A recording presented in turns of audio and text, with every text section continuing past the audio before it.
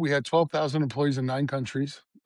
We were doing one year, we finished at 1.8 billion in revenue. I think the communities that I think have really flourished are communities that also wanted to integrate. They wanted to, they wanted to be part of the American dream. They were proud to be part of the American dream. They were proud to call themselves So American. true. So They true. were proud to get their citizenship. They were proud to give back to their church or synagogue or mosque. They were proud to, to really be a fabric, and part of the cultural fabric and tapestry of this country. And then there's the ones who aren't. I don't like the ones who aren't. Forged in America. Forged in America.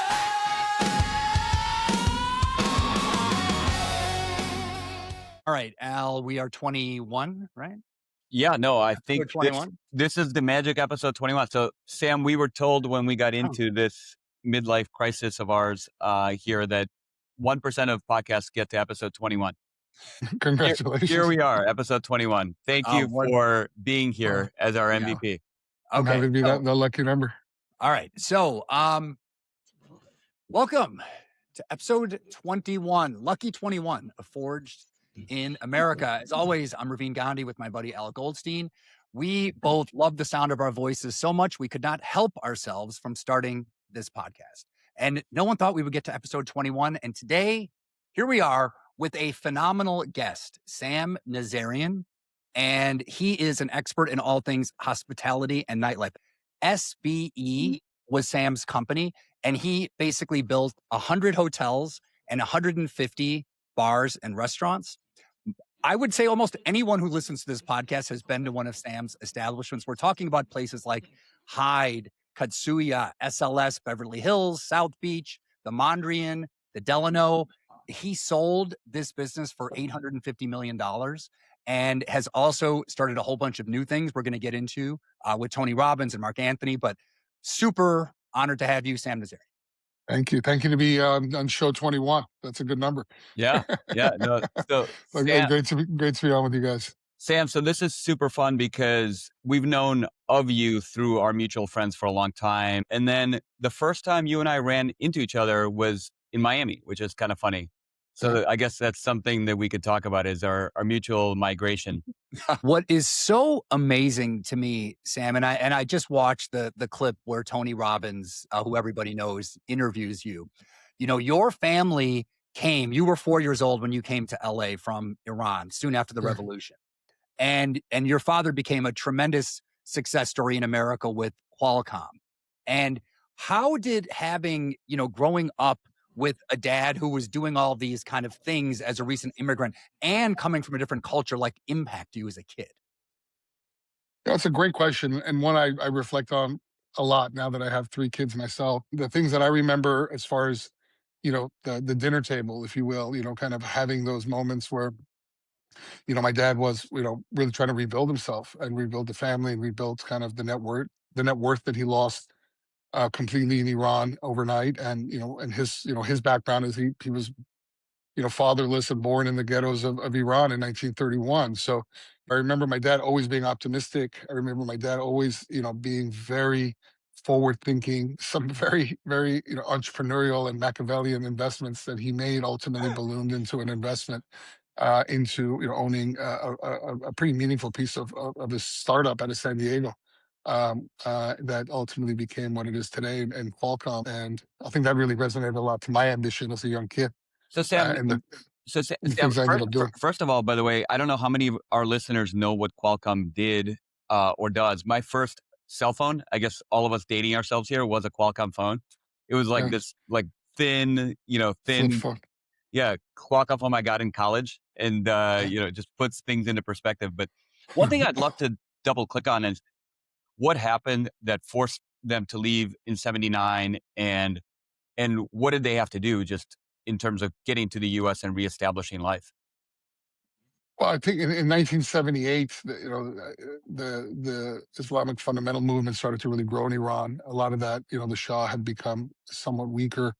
The Shah did a lot for the country. He did a lot for I think the GCC as a whole. I think what ended up happening with the Shah, there was a lot of corruption. There was a lot of modernization. There was a lot of good that he did, but by de facto, it allowed the clerical side of the country to become kind of the way in which these fundamental ideas came in. And Khomeini was a very abstract type cleric. He wasn't very well respected within the higher ups of clerical Islam in Iran, and he was in Iraq for 16 years. And then from Iraq, he went to Paris, and in Paris, he started kind of sending these, videotapes and cassette tapes, and that through the kind of the mosques of Iran really built up this young generation movement.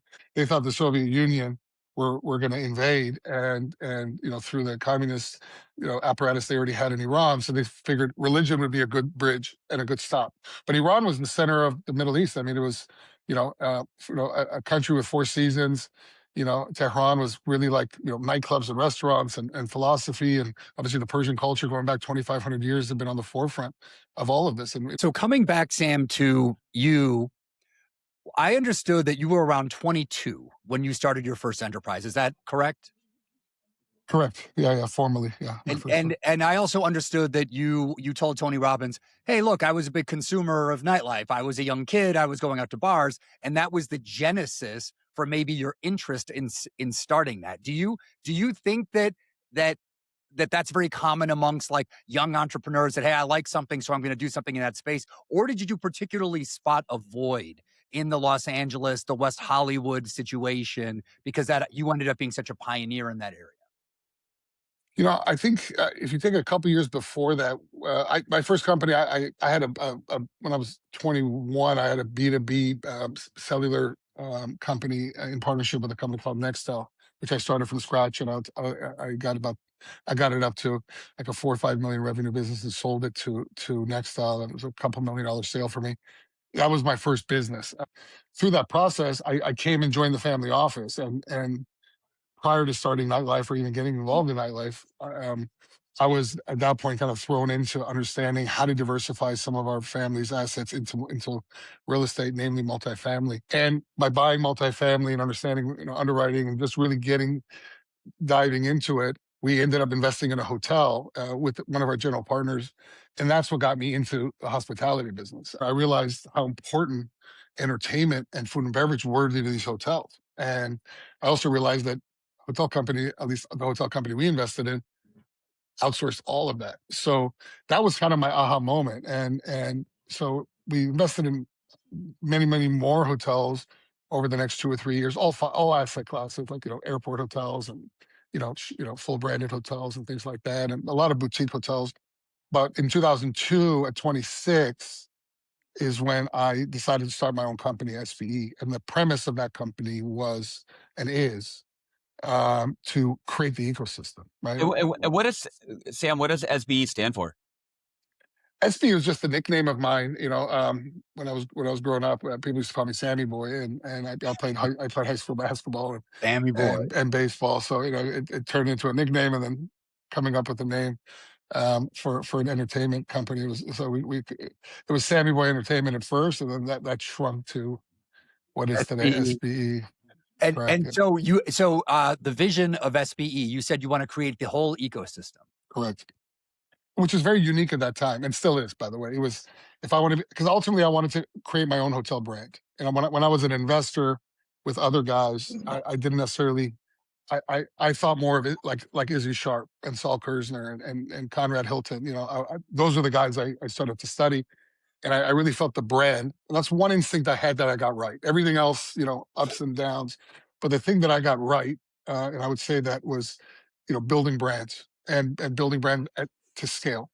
And there was words like disruption weren't around back then. Lifestyle were not around. Ecosystem nobody was using.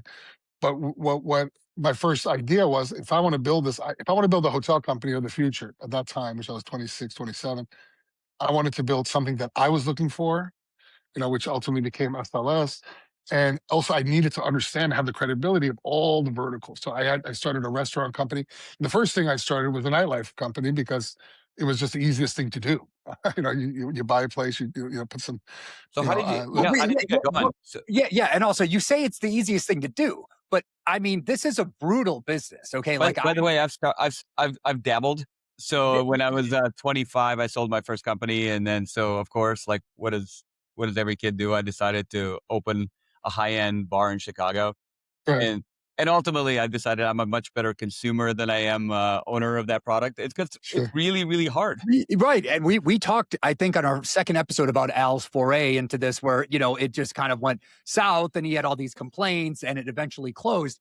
You, on the other hand, were able to make these things flourish in what Yeah. is probably the most brutal market in Los Angeles. So was it like, did you invent bottle service? Was it about getting the paparazzi and the celebrities? Like, what was the flywheel? Because it is such a hard business. Yeah. Margins. Yeah. No, no, yeah, everything you're saying is correct. I think what ended up working for us out of the gate was the fact that I was ready to risk my own money. I didn't need partners. It wasn't a big check. The first club we did was a club on Sunset, which we still own. It's called now it's called Hyde, but back then it was called Shelter. But LA was a different time. I think a lot of it is also where's the trajectory of the communities and cities you're in. LA was a quiet town at that time. It was not in a great cycle of food and beverage or entertainment. It was promoter driven, to get technical about the business. And, all the clubs you went to were run by promoters. Owners would sit in the background. They'd let these promoters have their way with these spaces and weren't thinking more kind of as operators. And I surrounded myself with a couple guys who knew the business. And our perspective was we're not going to have any promoters. And it was two Persian. My one partner at that time was Persian. My one partner was Greek, and everybody thought we were going to fail. Just two Persians in LA did not have a great, kind of a reputation of being cool kids by any stretch, which was kind of the irony ultimately where we became LA's biggest operator in that space. And what we did is, we had a point of view. I always say we had a perspective. We're going to be exclusive. We're going to run this thing with no promoters. We're going to do bottle service. We're going to bring live acts. We're going to do, things that nobody else was doing. It was just telling people to come and, having a party rather than creating environments, right? And having accountability we call it valet to valet, right? From the time you get there to the time you leave, when people were driving back then, there was an Uber. This is 2003 when I opened the first club, January 2003. So, And that was really it. I mean, and by the way, I would say we had a moderate success coming out of the gate, and then boom, it really exploded. It exploded in a manner that also it almost it made me a little uncomfortable, because I was like, Jesus Christ. I mean, every celebrity known to man, big boy, like Mick Jagger's coming, Muhammad Ali's coming, all the young celebrities. And it was the emergence at that time of reality shows. And, LA became the backdrop to the world because of the reality shows. And our properties became kind of the canvas of these shows. And one of the couple big shows were actually either about our company or the Hills. If you guys maybe too young to know the Hills on MTV, that was like the biggest show at that time, and that was about all these kids working at SPE. We did that with Seacrest and Ryan back in the day. oh, And again, when you're an immigrant, and we all three know this, you have a level of self-consciousness, right? And you're like, how the hell am I going to be with no background in hospitality, no background in anything, real estate development? How can I build the biggest hotel company, or a great hotel company, or even open up one? well, And how did you balance like building this thing and having the vision with just keeping your feet on the ground? You got Mick Jagger, you got all these girls, you've got the crazy LA life. Like me, a lot of people get caught up in that stuff and they don't sure. become builders. How did you actually, fight that balance? Sometimes I didn't do it well. It was, when you're, when I was 30 years old, we had, 11 nightclubs, we had about 25 restaurants, and I just opened, I think the best hotel in LA, the SLS Beverly Hills, at least one in that space by far. And but I'd already committed to opening up a casino in Vegas, and I'd already had a property in Miami Beach. And so to me, and then we obviously, then, kind of, so to me, I had to be grounded, right? Because I couldn't make mistakes, right? In the way you're describing, or have a sense of arrogance, which most people in that environment would have, and most of those people who acted that way ultimately had a very short shelf life. And for me, it was very focused around these are means to an end. Katsuya was our great Japanese brand. Now I had a Japanese vertical, right? And I owned this IP. All this IP that we built, I owned, right? So to me, that was another part of understanding IP, understanding brand, understanding multiples, understanding where value is created. And honestly, that was an instinct that really the thing that saved us, through the Great Recession, or saved us through kind of the different kind of ups and downs of building a Well, global business. so And ultimately it worked because, when people came to our hotel, listen, I opened my SLS January 2009. It was a $220 million project. I bought it. I redeveloped it. I got it financed. I built a development company, full, you know, um, um, by the way, end to end. amazing hotel. By the way, Yeah, Yeah, yeah, it yeah, was. yeah. And I don't, I've spent money in all your places, so yeah. I was always a good customer. But that one again, I made the investment. I made the investment in the brand. I saw what some of the pioneers of Ian Schrager and Andre Velaz and those guys were doing, and I was obviously a huge fan of what they were doing, right? And as we all were at that time, they were writing a new language, which was a very small lane in a very large space of hotel brands within verticals of these big, I'll call it the big six hotel companies. And Marriott was a different company, Hilton was a different company, Starwood was a great company. I think one of the best integrated hotel companies at that time. And so I was, because of the credibility that everyone knew LA was SVE. I mean, you think about it, like here in Miami, you got, obviously Grumman, or now Major Food Group, or, the guys from Riviera Dining, and I joke with those guys that, call me when you own the city. We owned the city for 12 years. LA was, I mean, outside of the Nobus and the Spagos and, the Medeos, but I mean, we were running that city, and we still are. We're still the biggest operator in that city. But the idea was, how can I lure a hotel owner or a lender or an equity partner, bring them to LA, show them these showrooms, right? That's really what these clubs and restaurants were. They were the showrooms of execution capability, ultimately to go into hotels.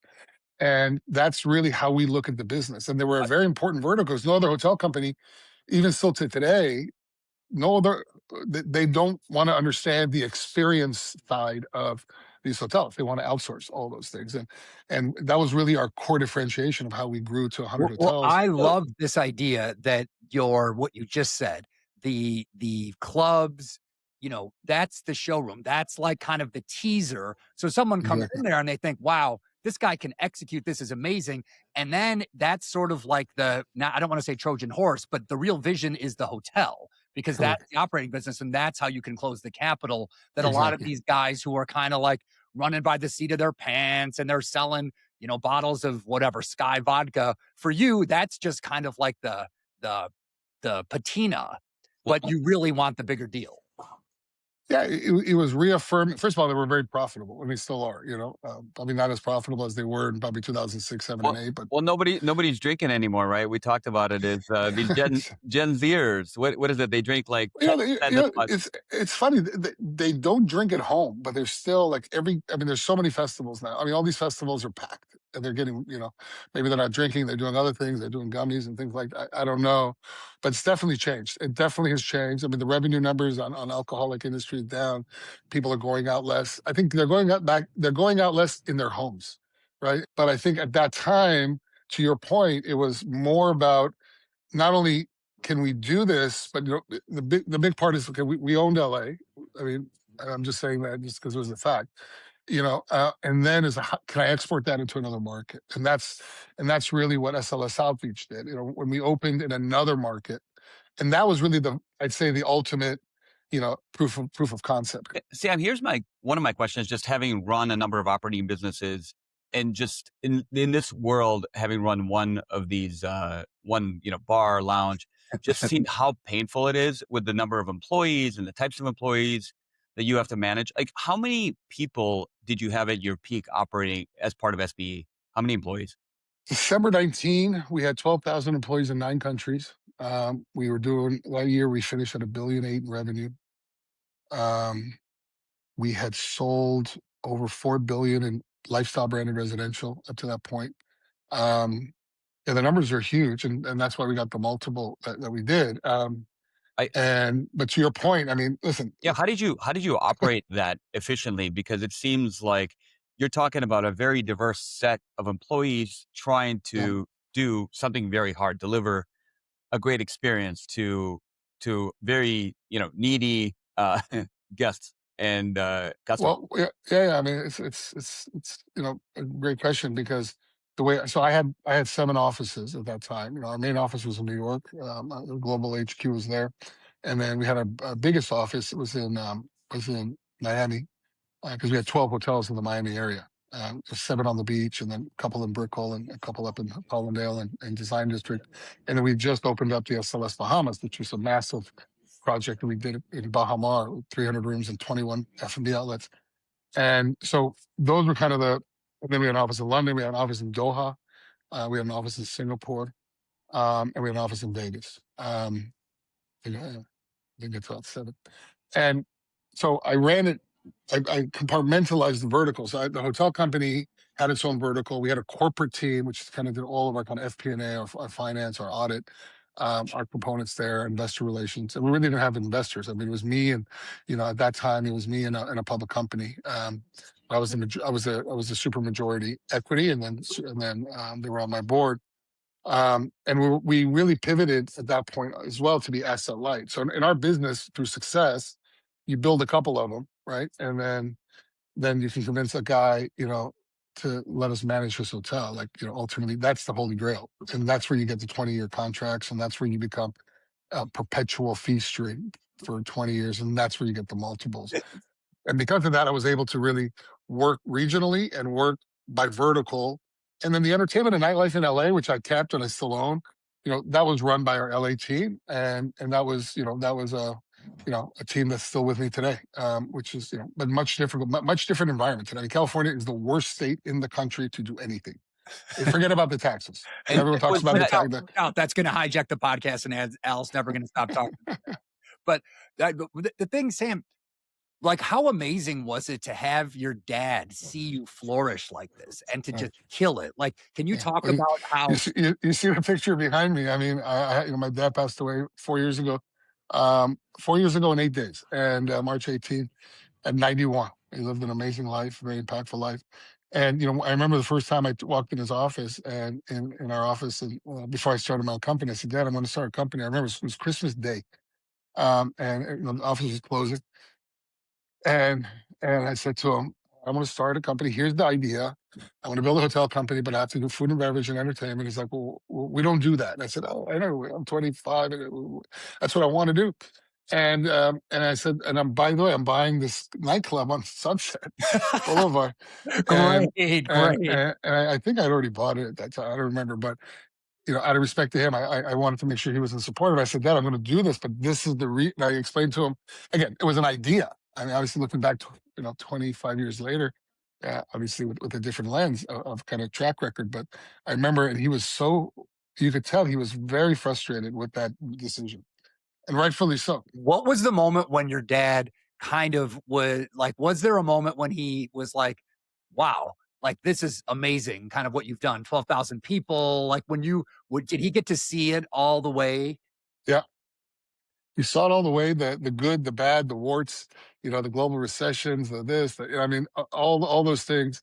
But generally, I think there were a lot of moments. I think ultimately, when I moved from LA to Vegas, I bought the Sahara Casino, also at 31 years old. I bought the casino. I was the youngest casino owner in Vegas history. And he's like, "What the hell are you doing?" And I raised $400 million of private equity money. And I still hadn't even opened the SLS Beverly Hills. I mean, I was a pretty good salesman.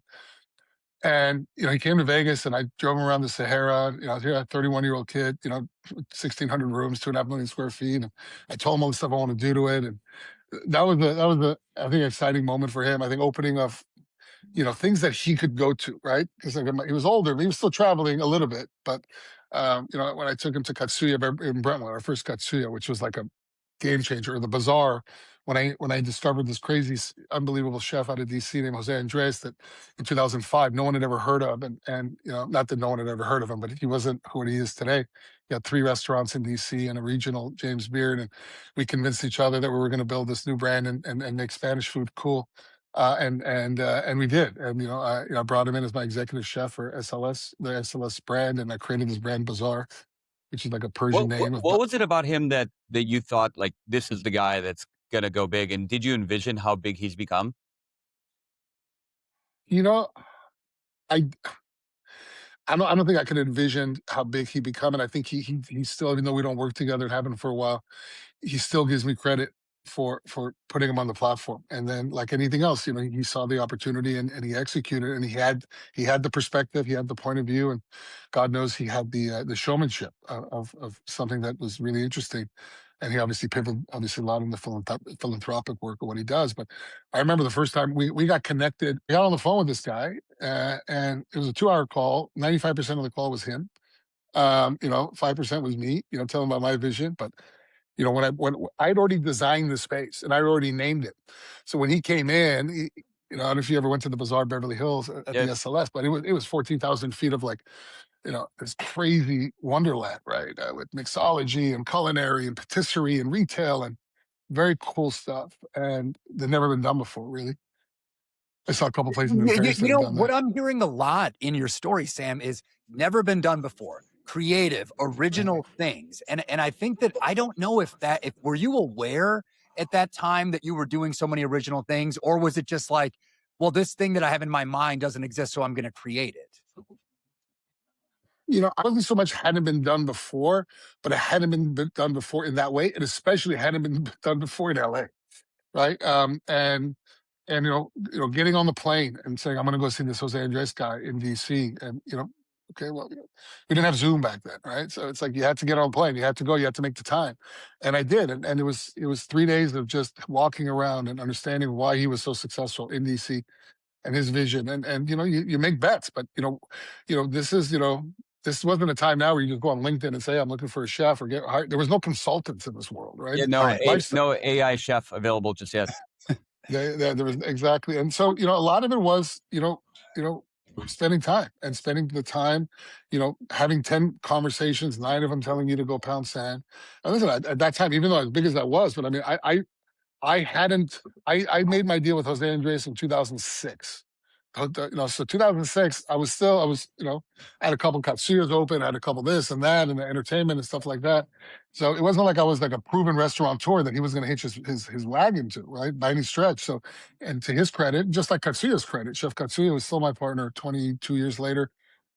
Or other chefs, now we obviously have 6 Michelin chefs that work with us, like Danny Garcia and Fabio Tribocci and Chef Wes Avelia and the late Charles Fan, who unfortunately passed away, but we started working together again. These guys, it's easier now because they can see the track record of us, operating and to scale globally. But So Sam, it wasn't so easy. It was a big risk that he took as well, and I commend him for that risk that he took. So Sam, we ask everybody this, and I've shared some of my war stories, Ravin as well, as the ups and downs of business in general. But obviously, you're in a business that I think is uniquely prone to these ups and downs. Is what was maybe the worst part, and how did you survive it? I think that the hardest thing I came across was obviously 2008 and 9. I had 3 development projects.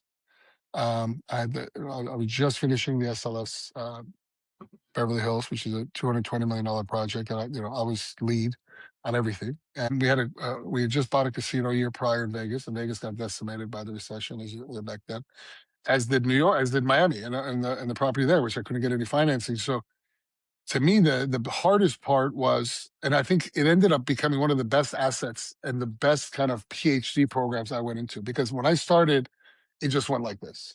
Mind you, I had, pretty much everything we opened did well, everything, and exceptionally well in many cases. And cash flow, everything was there. Didn't have a big corporate infrastructure. And I was 100% equity owner of all my business. I had no partners, 0, and no debt.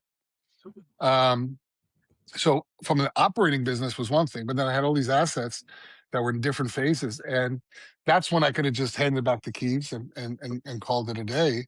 I didn't do that. And especially when now I have partners in these deals, and I had to see it through, and I did. I saw it through in all 3 of those projects. But those are dark days because I'd never gone through a cycle before. I'd never known what it is to throw the keys at a lender or a special servicer who's being unrealistic, and wants to, raise my rates by 400 bips and do this and get a $50 million pay down, and, wants me to go recourse when I'm non-recourse. So, that was probably the darkest time. And one of the things I'm very proud of is that in the full duration of my time in that first phase of hotels, and now we have 28 new hotels we're building right now. But I never gave a property back. I never got terminated from a hotel contract ever. for performance. Not easy. I mean, I sold my company, I was 44, right? And I sold it to a strategic who desperately wanted to be in the lifestyle space. And to their credit, they stepped up and they paid a very, very big premium for that, knowing they were going to grow. And they did. So it was a complete win-win. So are you totally, when you sold it, were you totally out or were you still involved? I kept my restaurant business, which is ironically something they didn't want. I'm like, that's the secret sauce. So I kept that. And when I was 44, I remember I had my second daughter, and my wife and I were living between LA, Miami, and New York, and I just wasn't enjoying the ride. I mean, I was on the road 280 days a year. You mentioned your children. How old are your kids? Well, my daughter's going to turn 8 next week. Sorry, she's going to turn 10 next week. My daughter's going to turn 8 in May, and my son, he's 4.5. So Okay, 10, 8, So and Ravin, I might have told you. So I tried to draft Sam's daughter to my basketball team, but unfortunately I couldn't get her. So I think we're playing against each other one of these days, I'm sure. yeah. watch out It's because fun. Al spends a material amount of his time that's not on this podcast as a basketball coach for Emma. So you gotta I'm sure he does. I'm sure he you does. gotta That's so watch out. fun. Let me ask you this, Sam. For let's say you're one of your kids when they're 19 or 20 and they decide they want to start a hospitality business. Maybe it's a nightclub, maybe it's a restaurant, okay? Or not even your kid, just anyone today who wants to get into this business. Is it about just having a point of view again? Like is that stuff timeless, or is there something about where we are today that's makes it harder or easier in the era of influencers, et cetera? I mean, that's such a loaded question because it all depends on, what is their idea. I think the one thing that I can probably help them, guide them, is by the time they get into that space, is giving them kind of the lay of the land of what works. And I think, in confidence, right? But also, I guess my goal for my kids would be that, having enough of a portfolio of companies that they will all at least want to work at least for a period of time in one of them, and that doesn't just mean hospitality. I mean, what we're doing now is a big part of it is healthcare. A lot of it is AI. A lot of it is kind of telehealth. A lot of it is kind of human performance, longevity. So that's a pretty wide net of things that could excite somebody.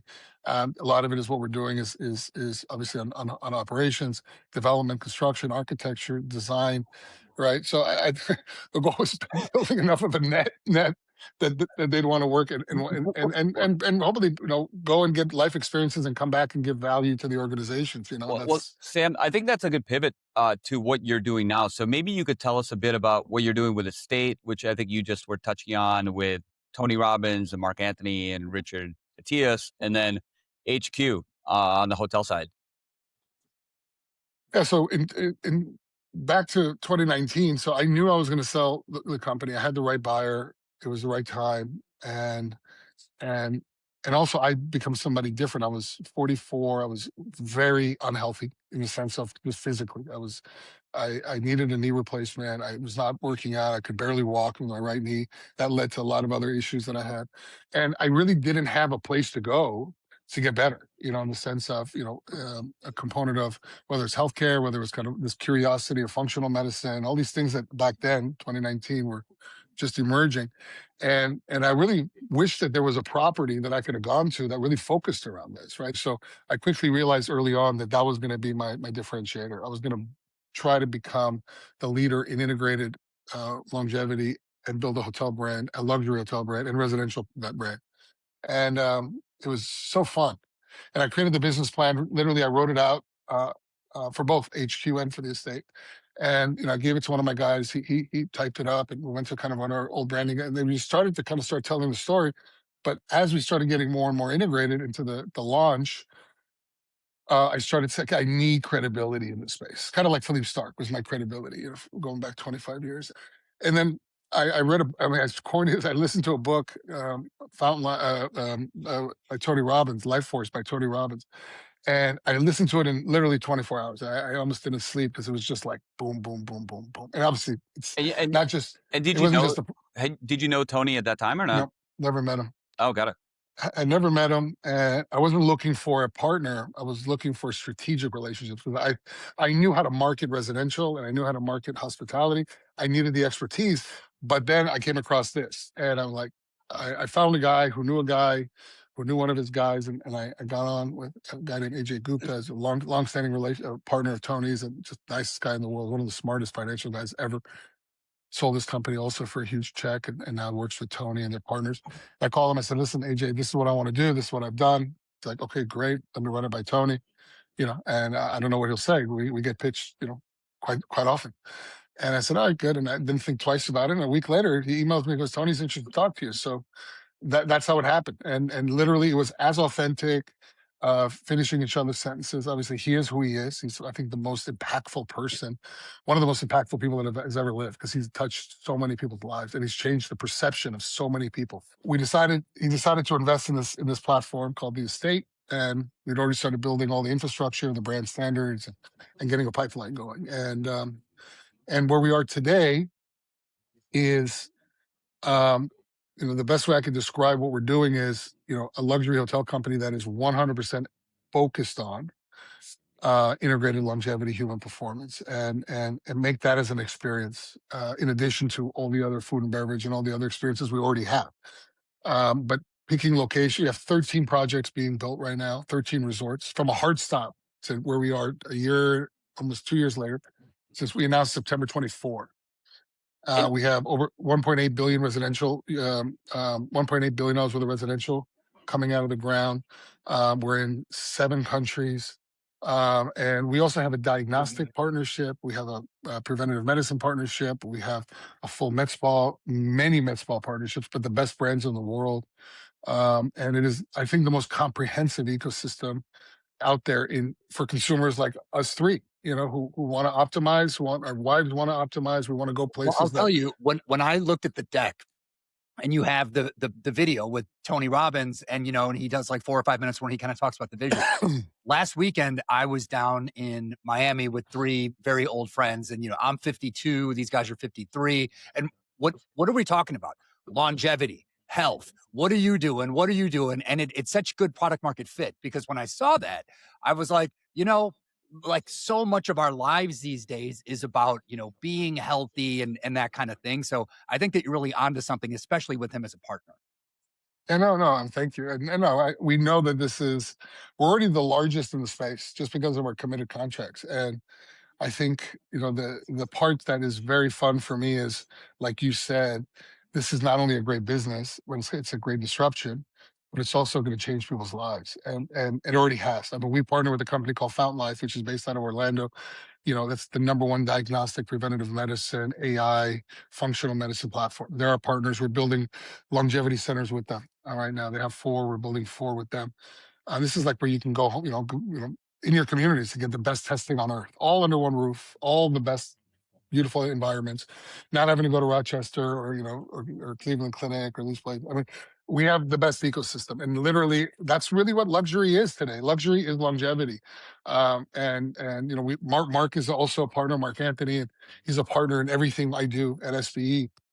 He's my only partner at SBE, and we, again, another goat, greatest of all time, and what he brings as far as commitment to brand and excellence, and 40 years of track record of communicating to the most sought after demographic in the world today, not just the Hispanic and Latino market, but globally, but specifically that demographic that has been so underserved in brand. Sam, I'm very curious. Let's just say this new concept that you're doing, right? And it's already, very successful.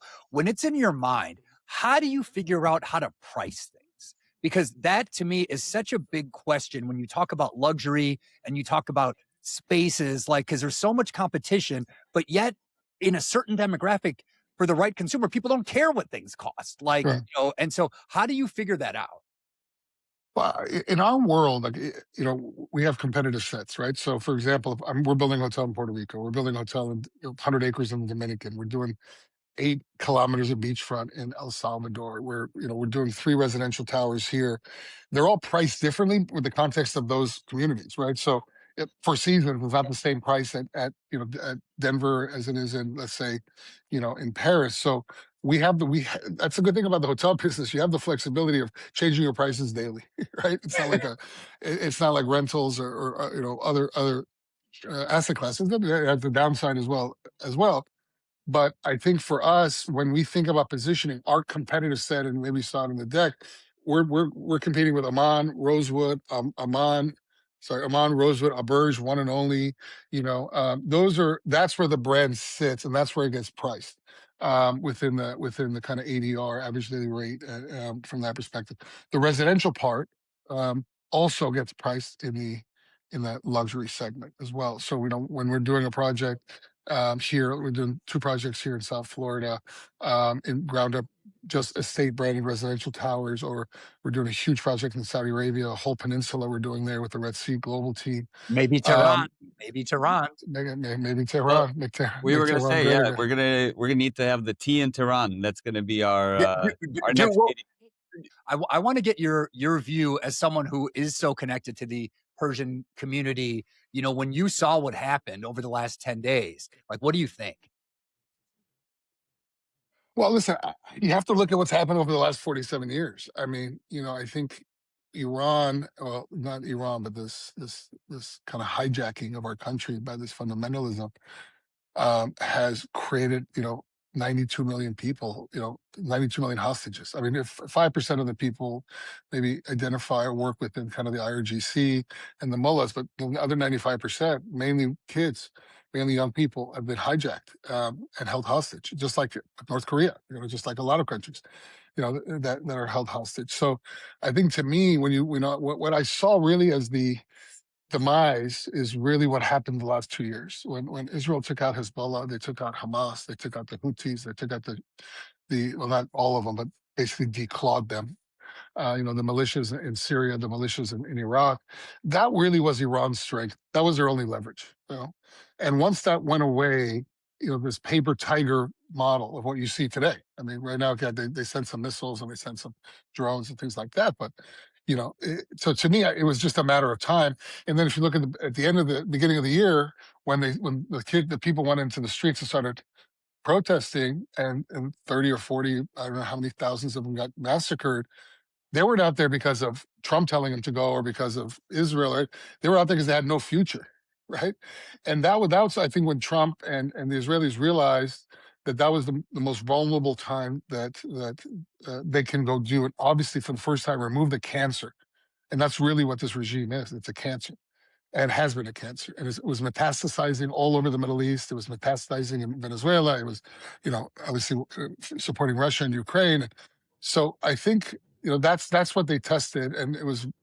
You can see the last 10 days. It's Well, pretty I'm just evident. curious because Hegseth basically said yesterday, "Hey, we're just getting started. We're accelerating," and Trump basically said, "No, we're almost done." And I just can't figure out, is this thing going to last another week or another, whatever, 30? Yeah, I think the biggest risk is it gets, right now there's not much more they can do, right? I mean, they can take out some more bases and this and that. They can, I think what they're trying to do, I mean, Pete Hegseth is saying, as he should, as the quarterback for the war, he's saying, listen, he's not giving up any leverage, right? But I think what Trump realized quickly is that oil prices are getting up, and he's got to start giving some indication that this thing's not going to run forever. And he's running again. He's got to deal with the midterm, and he's got to deal with some people that aren't necessarily happy about, going out and being anything that's supportive of Israel. I think this country has shifted, obviously, pretty far on the Israel question, which is kind of crazy. We could talk about that longer, but it's interesting that the market is really generally been pretty steady. It was down yesterday on oil prices. Oil prices cratered, and the market ended up up. It's up today. So market. But if you think about a world where that Strait of Hormuz hasn't changed, that threat was always valued into the pricing, right? If that all of a sudden is now gone, or at least for the most part gone, and I know we're building a project in Saudi. I built projects in the UAE. I've done projects in Kuwait. I've done projects in Qatar, big hotels in Qatar for the Emir. They always slept with their one eye open, because they knew that they were surrounded by this Shiite philosophy, which is not a philosophy that correlated with the Sunni. That's just the realities of those two subsets of that religion, and not that's just they didn't get along, as you know, and Yemen was their kind of their proxy war that they had for so, and they still have. But I think to me, the part of waking up in a world that Iran is so dismantled, and that the Middle East can finally, especially the Iranian people, the 92 million people, can have freedom and not be thrown in jail and not be killed or tortured or raped like they're, which is part of what they've been doing for 47 years. If those, I mean, the Middle East can become what the Middle East should become, which is really, what it used to be thousands of years ago, which is the epicenter of the world. And so I think from an economic perspective, a free Iran benefits everybody. It So, benefits the well, Chinese, it benefits Sam, is everybody, that is right? that your base case? What is your base case for the Middle East 5 years from now? Well, I think 5 years from now, Israel will hopefully continue to be kind of the beacon of, keeping everyone in check. I think with Israelis and the Abraham Accords, or they will call them now the Cyrus Accords. Hopefully, all the Abraham Accords will be signed. Saudi, don't forget how this started. Right? Yeah. This was Israel and Saudi about to do a deal. Iran launched October 7th to stop that. That created, the destruction and the death from where we sit today. And, so I think from that perspective, right now, I'm spending a lot of time in the region, as I do, and I have done, and I continue to do. You know, everybody there wants the right things. I mean, not everybody, but I'm talking about like the major countries that we just mentioned. I spent a lot of time in Bahrain, Oman. All these guys are great, amazing people, and they're great rulers, and their people love them. And the world that started in 1979 with the first Islamic fundamentalist, you know, kind of platform, which is really that led to the Arab Spring and all these other crazy things. But Iran was the first one, and I see the if the French and the British, and which weren't too helpful here, maybe the French a little bit more than the British, but if everybody comes together, the big underlining unknown is what does China do? And China, basically that was the risk of going into this, and China stepping up, or Russia even stepping up, but both of them, as you saw, did not. Well, there's And always the fear in America. America is very tired of these prolonged engagements. I don't think there's any appetite for another Afghanistan I or totally Iraq. agree. I totally And agree. I think Trump sees that. and And I don't think that's where it's going here. To me, as a student of history, and yeah, obviously having been born in the Soviet Union, it's a lot of times the fear is you have these reform movements as it started in 1917 in Russia, and they get hijacked very quickly 100%, by 100%, like you said, the small minority that has the guns in the organization. And so the biggest 100%. fear would be is that But my question to you is, if Trump didn't do anything, uh, Iran would have a nuclear weapon. And once they have a nuclear weapon, whether they use it or not, just like North Korea, and surrounded by all these missiles and surrounded by all these drones that you saw that they're willing to use, not on just Israel and America, on everybody, that leverage changes. And then oh, you I'm would then it would be something Well, I just everybody would hate have to focus. how political things are, where let's just be optimistic and say, let's say that there's some version of the regime falls, or there's some more pro Western leader that emerges. Let's say the Strait of Hormuz becomes completely safe, like you mentioned, Sam. My problem is that people today who are on the other side, and this is true across the board, but it's like nobody wants to ever say that, yeah, this thing might have been good for America. And I feel like if there's something that I'm becoming more and more comfortable with about this president, is that he really does want to put America first. Right. And it's very hard to I agree. say that having a regime over there that's about to get a nuclear weapon is a good thing. Yeah. No, I think that the political side, the Trump derangement syndrome. I always said that if Trump cures cancer on the front page of the New York Times, it'll be Trump puts doctors out of work. I mean, it's like it's this derangement syndrome, right? Well, But listen, I've got to give you, my boy here, some red meat, Sam. So do you think California is ever going to get out of its own way and make it easy well, to build well, again? Sam, this is why Ravin keeps setting it up this way, because I've been railing on this idea that not only California but Illinois, where I'm you guys from, and not so New York. much better than Yeah, I Illinois. don't know. I think it's kind of like an argument for who's the worst. But you have Illinois, California, New Two York. governors who want to be president. Two So this is governors what who I've want to been. be president. Yeah. Well, I've been telling Ravin this. I just think the country is potentially, if it does fracture, it will be along these lines of these blue and red states, where you have this completely different set of economic policies in one set of states, and it's not working, versus people like you and I end up finding Yeah. ourselves in Florida and Texas. Yeah. And I think this is a 20 or 30-year rotation, and I just don't know how it plays out. But the biggest thing I see is the unions, right? The unions and this block voting, right? So when you think about California, there was Northern California and Southern California. Southern California, we did not have a big union infrastructure for many years, especially in hospitality and this. I mean, there was unions, but there weren't, there's the writers unions and the other unions, but generally pragmatic, you can do business with. San Francisco, exact opposite, right? You couldn't do business in hospitality, real estate, I'm not saying a full stop, but it was very difficult. Regulations. But California specifically, what they've done is now they've unleashed the litigators, right? And the employee handbook or the code is 2,200 pages. If you want to open a subway, you have to be responsible for 2,200 pages of laws and regulations. And there's these litigators that just sit there, and they're the biggest donor to the Democratic Party in California, and backed by the Supreme Court. And so the question is, where are people going to take risk? Right? Where are people going to take risk? Right now, hospitality, multifamily, all these taxes, all these regulations, all these bureaucracy. Can it sustain? I mean, how many cranes you see in California today? Right? How many cranes do you see that aren't government cranes or state cranes? Very few. There's more cranes in Miami-Dade County today than in the state of California. Just think about that. I mean, now mind you, Same. and Miami's a boom and bust town. I mean, listen, I've Yeah. been here through 2 cycles, but don't get me wrong. But even in an environment, prior to, let's say, interest rates going up, there wasn't that much development, right? And the litigation so I don't know the answer to your question. I think we obviously made a bet as a family to move a long time ago outside of California, many years ago, like almost a decade ago. But my whole family's there, and I still have 1,800 employees in California, in specifically Southern California. So, to me, we look at kind of the substance. Orange County is different than LA County, different than San Francisco has made a little bit of a comeback. That's kind of where the wealth of human capital is coming out of the universities. Going down to AI.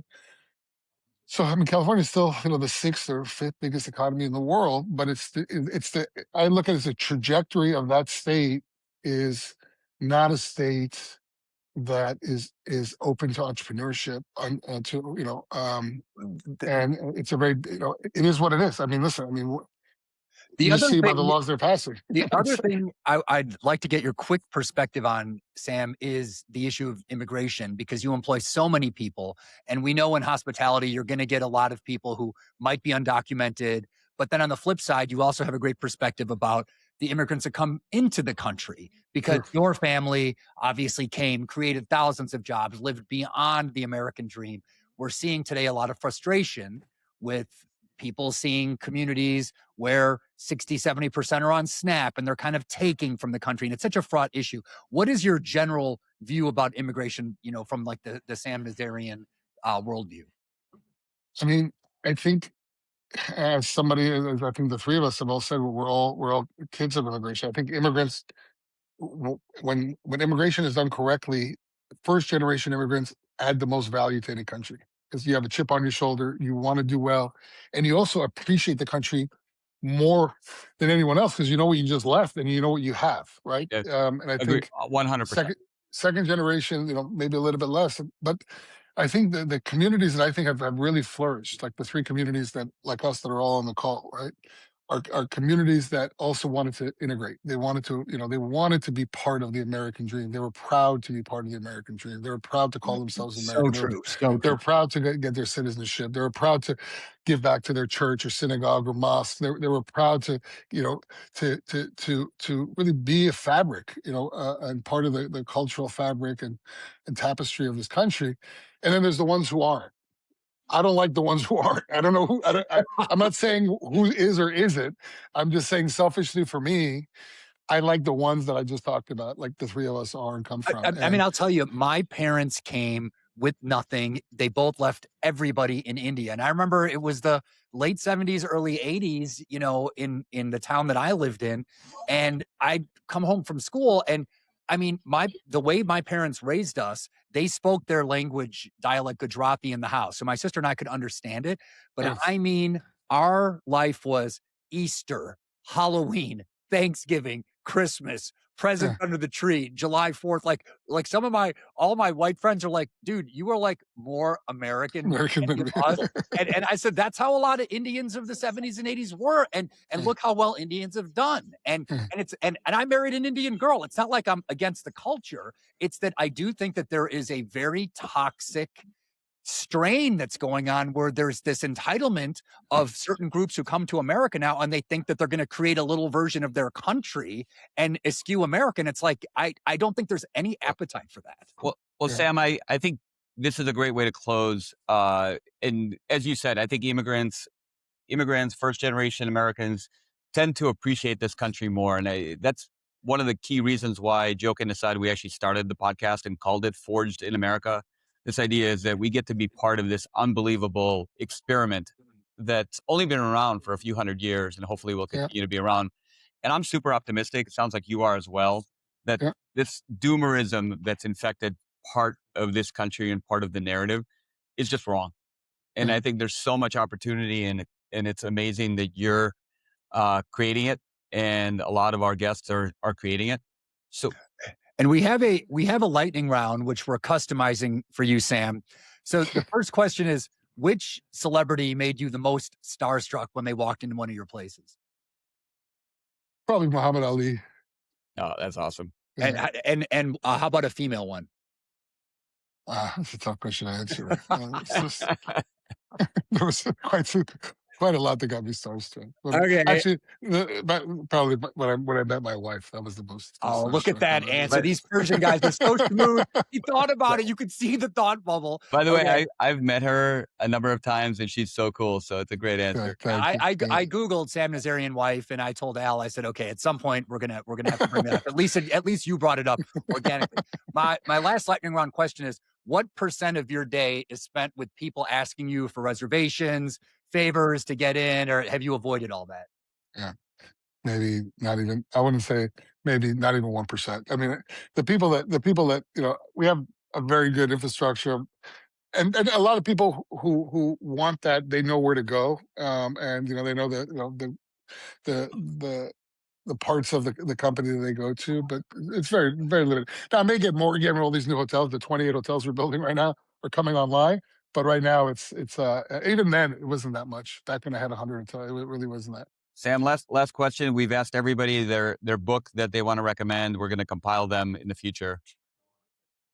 Well, Life Force by Tony Robbins. I really, it changed my life, and I didn't tell you the story. I mean, it saved my life because I went to one of our clinics, which we ended up in, and I got my full body MRI, and I did my CT, heart, lung, and I did all the testing that we do, which is very, very unique. That we do it all at once every year, and they found an aneurysm, 7.5 millimeter aneurysm that was about to rupture in my brain, and this is 2 years ago, and because of that, I had a 7-hour brain surgery. They removed the aneurysm. It's gone. It's not like a cancer or anything. It's just a bubble on your artery, and it saved my life. You can kind of see the scar here. It's all Oh my God. still there from here to here. But Both scans, pre-nuvo, and yeah. well, yeah. And Pernuvo is great because they do MRIs, but we do all of it because I think it's important to have the whole story. And And then we have this is the estate. this is Fountain Life, which is our partner, and it's now powered by the estate. Yeah, no, And you know what? It might be and- something my wife and I have we've signed up and canceled Prenuvo like 3 separate times for a whole bunch of different. Again, Pernuvo is great because it just takes a snapshot and it gives you a report. What we do is we do all of it at once, which it's you have to look at blood, you have to look at CT, you have to look at all of it, and then we give you 1 year of optimization, and we explain to you not only where your body is in a dashboard that's unbelievable and fully digital, but we give you 3 people that are going to be with you for a year. And to me, that was the best book. Because if I didn't read that book, I wouldn't have called Tony. If I didn't call Tony, I wouldn't have been partners with him. He wouldn't have introduced me to Dr. Bill Kapp, the founder of Fountain Life, and it wouldn't have saved my life. No, I love that. I recommend you anyone to read it. I love it. And I think that model you're inventing, where it's soup to nuts, CT, MRI, the optimization. My view is that maybe it starts off right now in the luxury, but once people start, you're going to start saving lives. There's going to be a lot of people. No, we have 6,000 people that have gone through our program. 14.4% of them have found something that's actionable. 2.4% have found stage 1 cancer. 2.2% have found an aneurysm that they needed to deal with. And that's just on the assessment side. Then there's the people who have changed their lives because of all the data and functional medicine and all. We have our own compounding, we have our own peptides, we have therapeutic plasma, we have stem cell, everything under one roof in our diagnostic business, which obviously doesn't touch our hotel business, but works in parallel with our hotel and luxury residential business. So when you do see the ecosystem, when I say it's the most comprehensive, I really mean it, and it's really something that you're changing the way in which people perceive their healthcare, and ultimately you want to scale it. So we are talking to Governor DeSantis about making preventative medicine a bigger part of the world today, and because obviously it's a little bit more investment up front, but it's 50 times, it's what do they say, it's $25,000 to deal with stage 1 breast cancer. It's $250,000 to deal with stage 4 breast cancer. So inevitably the healthcare industry is not happy with preventative medicine, because that's not how they make their money. Just in my world, I've convinced a bunch of people to get scans, and I know 3 people, good friends, who had to have surgery for some fairly serious cancer that was completely silent. So I mean, this stuff, it saves lives. Well, trust me, I'm sitting here in front of you because of it.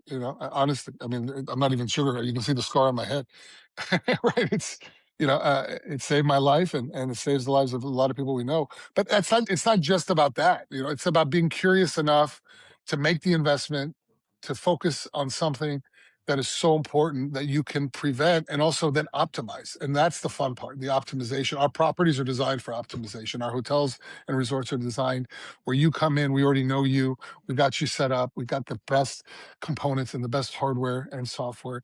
And that's where the estate comes together. Cool. No, awesome. Amazing. Sam, thank you for spending an hour and a half with us today. Oh, thank you guys. Thanks. Look forward to seeing you at a basketball game. Yeah. All right, guys. Take care, Sam. Bye-bye.